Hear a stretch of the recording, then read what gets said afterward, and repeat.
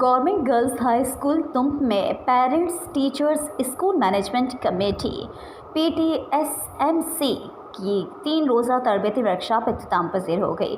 Training में committee की तश्कील और ज़िम्मेदारियाँ, खसूसियात, स्कूल की बेहतरी के मनसूबा जात और रिकॉर्ड रखने की अहमियत जैसे मौज़ूआत पर सरहासिल सेशंस मुनक़्क़द किए गए।